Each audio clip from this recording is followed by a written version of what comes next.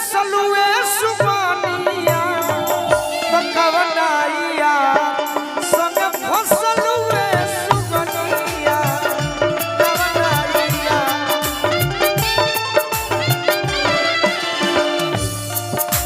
हो काके परबाद तू आबाद भइल सजना काके परबाद तू आबाद भइल सजना कि कौन सबत के चलते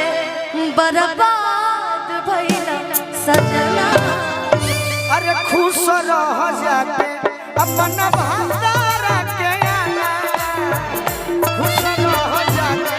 अपना भंडारा के भैया वो तो नियम है भाई, सबको शादी करके जाना है तो ये ना करिए का बिया कि खुश रह जाके मैं हरारू संगे सजना खुश रह जाके मैं हरारू संगे भैया संगतिया मेरे संग पटना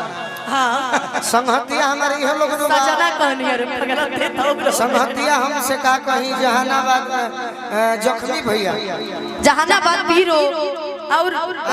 सासाराम सब नाम ले रखे जख्मी कहे करे जहानाबाद कोई बात नहीं कि कोई से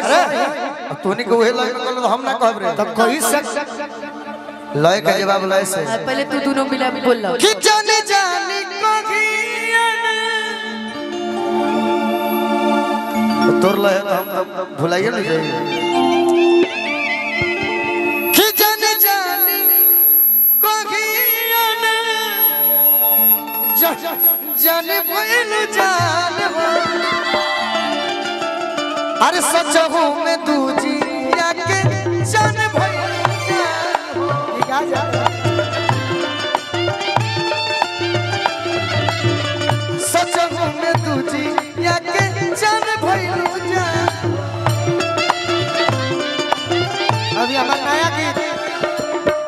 जान के हमारा जन कोई मारे ओ छता के मार हो गोली चोट लगी जई है सोना के हमारा बाड़ी बड़ी सुकार हो चोट लगी जई है सोना के हमारा बाड़ी बड़ी सुकार अभी हमारे जख्मी भैया के लिखल गई कोई से कोई तहरा से सोहतिया हो कोई से कोई तहरा से सोहतिया हो अरे प्रीतिया जीव के काल हो कोई से कोई तहरा से सोहतिया हो प्रीतिया जीव के काल लेकिन भैया ए हटत आगे से हट ए प्रियंका एकदम ना एक लाइन कहिया कि सारे शिकवे गिले भुला के कहो कि कोनो दिनवा शिकार हो जाइबू भोजपुरी में सुनो कि कोनो दिनवा शिकार हो जाइबू तोहरे खाती तोहरे चलते शराबी हो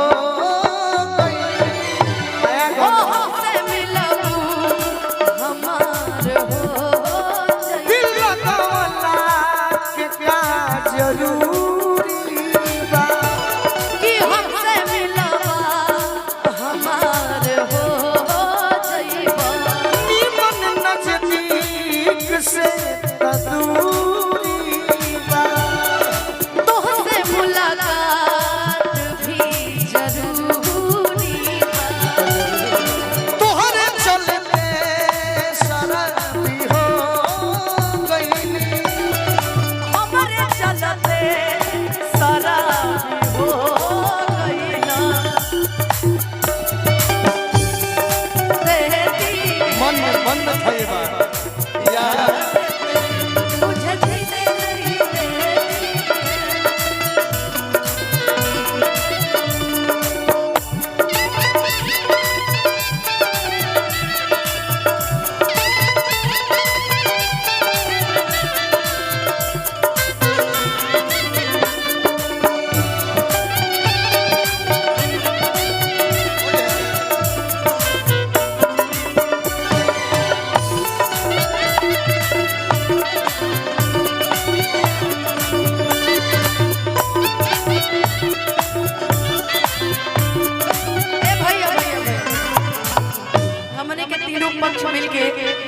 फैसला कोई बानी कि दीपक भैया और प्रियंका